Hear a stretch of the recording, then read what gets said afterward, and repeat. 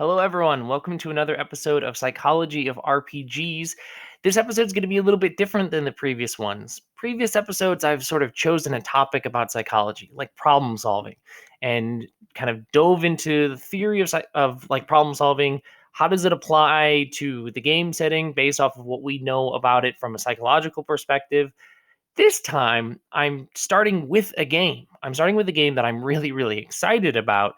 And I'm picking an aspect of it that really jumped out to me right away as this is some psychology going on here. So, as you can see here on the screen, the game is Necronautilus.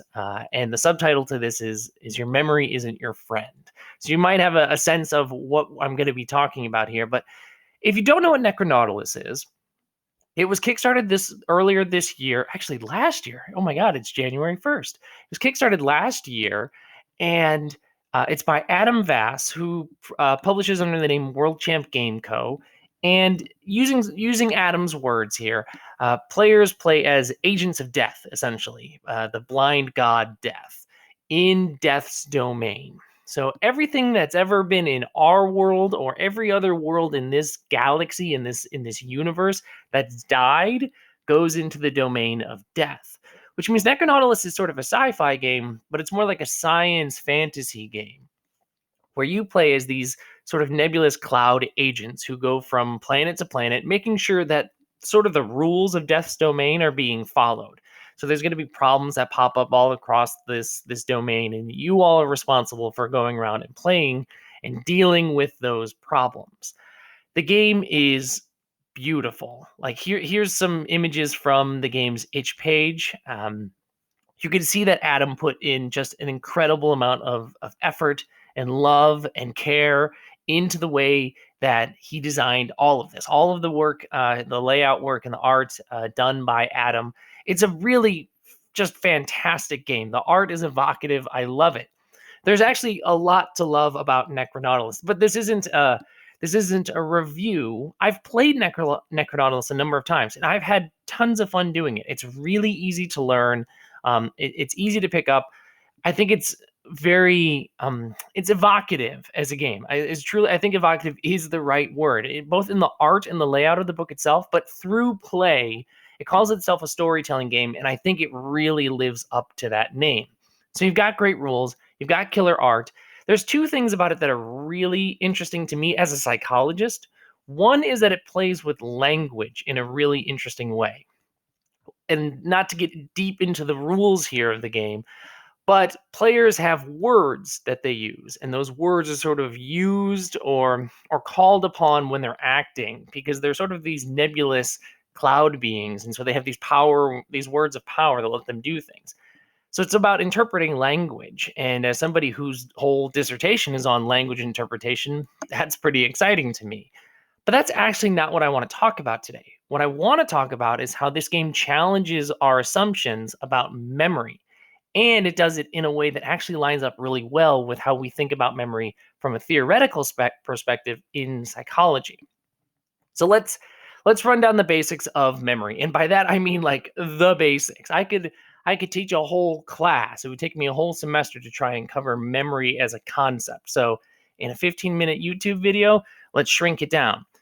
When I tell people about memory, or I ask people about memory, here's what the gut instinct is. Here's what people think memory is. It's a big box, or a library, or a garage, or pick whatever storage unit you want. And it's full of stuff. It's full of your memories.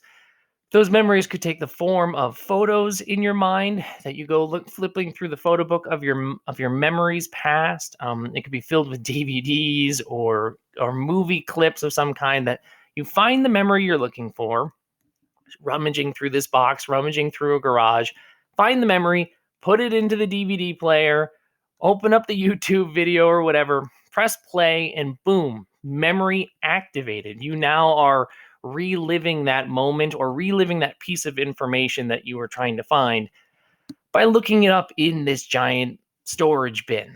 And I think that makes sense for people to kind of default to that, right? Like that's how we store things in the real world. We store things, I'm looking around just here in my room. I've got a bookcase over there, and it holds my RPGs, it holds my board games, and I have it organized in a way that makes sense. There's a chest of drawers here that has clothes, and they're not sort of thrown in willy-nilly. There's an organization. So it's what we like to do, right? We like to store things in organized ways so that we can go find them when we need them. Why then wouldn't our memory work the same way? Unfortunately, it doesn't. Unfortunately, that's not how our memory system works. In fact, we go through this process called construction or reconstruction when we remember things. I want you, rather than to think of memory as a box or, a garage or anything like that, to think of it as a blueprint. When you're remembering something, you activate what's called a schema. A schema is sort of a loose, vague bundle of memories and experiences and ideas you have about a concept. So you have a schema about furniture, for example, that allows you to understand the sort of different subcategories of furniture that are out there. They're loose. They're blurry. You can't really get a good sharp look at a schema. It's supposed to be abstract. Our memories start out abstract like that. When we try and remember something, we find the most relevant schema to that thing, and that's our blueprint, upon which we then start gluing on details that we can try and remember or that we think make sense towards the memory. What I'm trying to say is that every time you remember something, you are rebuilding that memory. It's not so simple as finding the DVD and pressing play. You have to make the DVD and then you press play.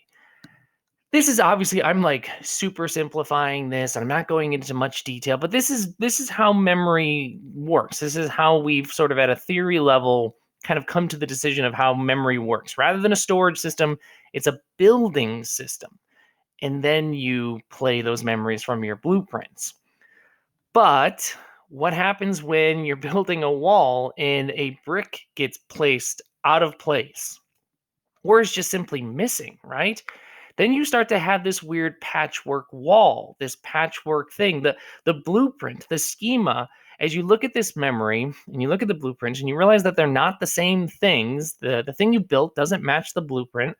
Well, let me go update my blueprint then, because I have a new component in the memory that's not in the blueprint. Let me update it or erase something or add something, which means the next time we try and remember that thing, we're likely to remember this hole in the wall again, even if it wasn't there the first time, because we've changed the schema. We've changed the blueprint that we're using. Our memory system is extremely flexible and adaptable, which is really sort of necessary for us. But at the same time, that gets us into a lot of trouble. This reconstruction process leaves us very open and vulnerable to making mistakes. Let's jump back to Necronautilus for a second.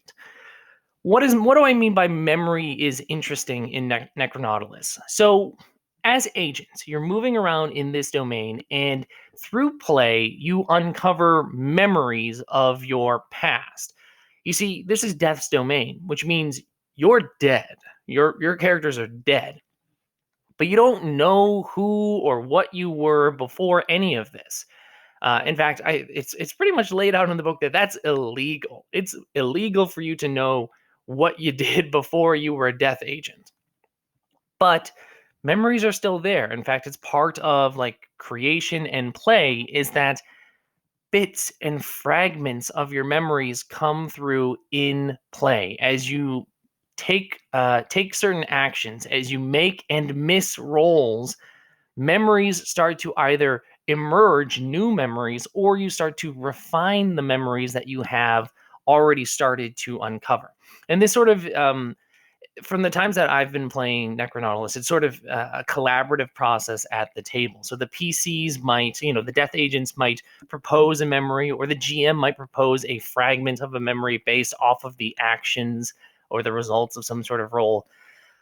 But memory is emergent, like a story, right? Storytelling is this emergent process in games like this, in the way that we play games. And so memory then becomes emergent as well. What that means is the memories in this game, they're not necessarily true, or they're certainly not reliable, especially if like the whole point is you're not you're not allowed to know your memories, then we might assume that something is going wrong, or something probably is definitely going wrong every time you try and remember something as an agent of death. Mechanically speaking, memories are actually something you can use in the game. You can use the memories that you have uncovered so far to attempt actions, especially useful when you don't have words that would be especially useful in a situation. You can then use in like evoke the memories, allow you to do things that normally you wouldn't be able to do so. And kind of interestingly, Adam has made this rule that when you do use memories and then you fail on the roll, you get to add more detail to the memory. So you try to use the memory of some thing that you did before. Maybe you remember your occupation from the time before you were a death agent. And that occupation is extremely helpful in the situation that you and your party are in right now. And you try and call upon that memory. You're trying to recreate that experience you have with it and help you through the situation, and it doesn't work. Well, it didn't work that time, but you start to get a bit of a clearer picture of what that memory is in your head. The blueprint is starting to get a little bit more detail, or theoretically speaking, the schema is starting to be reinforced. You're starting to attach more experiences onto the schema. Very useful in the future. In future attempts to recall the memory, you will have more detail to it. The blueprint is more of a guide in the future, aka you're getting more details mechanically in the game that are going to help you. The question then is, are those details, those additional details that are coming through, are they accurate? Well, we have some scientific studies that help us understand that idea. My favorite of which is the stuff that comes from Beth Loftus. She's a rock star cognitive psychologist, and she worked with Palmer in 1974 with this sort of big experiment. But Loftus has been doing work on false memories for decades. Here's the premise of this experiment. Folks would come in and they would watch a video of a car crash. In some iterations of this experiment, they would see pictures or read a description. The idea is a car crash is presented to the participants, and they all see the same crash. And then they are asked later on to estimate how fast they thought the cars were going when they blanked each other. And that blank is a word that they would manipulate. They would add a different word to the situation to see how it affected the memory. So you can see in this picture here that how fast were the cars going when they hit each other versus when they smashed into each other. It wasn't just hit and smash. They used a whole bunch of verbs. You can see that they've got contacted, hit, bumped, collided, smashed. And what they found, and what just dozens and dozens of people have found replicating this, is that as the word that you use in that blank space becomes more severe, people's memories, the estimated speed that they have of the cars goes higher. They all saw the same video. They all were asked a number of other questions to make sure that they had good, accurate memory of the video of the crash. Everybody was good at remembering details, but this detail, the speed of the cars, probably something that, if police were investigating the car accident, they'd be asking people. That changed the second you changed that one word. And then on top of that, a follow-up question would be asked weeks later of, did you see blood during the accident? And there wasn't any blood. But if you asked that question of somebody who got the word smashed, they were way more likely to say, yeah, there was blood there, than if you asked that question to somebody who got the word contacted. So now the smash people are not only giving a higher speed estimate of the cars, they're remembering details to this accident that didn't happen. There was no blood, but now they think the accident is way worse. That's extremely useful, right? That's extremely interesting to think about. All it takes then is one word. One word is going to change somebody's memory forever. Remember what I talked about earlier? It takes one brick being misplaced in that wall or not placed at all, and the blueprint gets updated. And so what does this mean from like a real world perspective? Eyewitness testimony, right? These people, what Loftus was showing us is that eyewitness testimony is trash. It's a horrible system for justice, essentially. It's very easily manipulated. And there's nefarious ways of manipulating it, but there's also just ways of just one word. All it takes is one word that you use. The words that you use during an interview is going to change that memory forever for that person. So, what does that mean for our agents? One word, these memories oftentimes come in at one word at a time, is going to vastly and rapidly change the way that they remember their previous selves as best they can. These loose, nebulous ideas of who they once were, these foggy, detailless blueprints are slowly getting lines added. They're slowly getting details added. And all we can do as we play this game is hope that it's true. We have to hope that the blueprint is accurate, even though we know now that but it's probably not, right? We're probably changing and telling a new story of ourselves every time we add a line to that blueprint. I hope this has been interesting. I hope this has made you excited and interested in checking out Necronautilus. It's a fantastic game. The book is gorgeous. The PDF is gorgeous. Adam's just an absolute rock star of a designer. So obviously, I'm going to recommend the game. You can see there's the World Champ Game Co. logo there. I'll make sure that there are links in the show notes below in the in the description for where you can buy the book or where you can buy the PDF. But Necronautilus, I can't recommend it high enough. It's just fantastic. And I hope this has given you a new understanding of not only memory, but how we can see some of the stuff that we know about memory in the real world playing a really, really unique role in the way that we design our games. So that's it. Thank you so much, everybody. What questions do you have about memory? I'd be happy to try and answer them or maybe formulate them into a future video. If you have questions, feel free to leave them in the comments, or you can reach out to me at Gila RPGs, and I'd be happy to try and answer them. Otherwise, thank you so much for watching another Psychology of RPGs. I'll talk to you all later.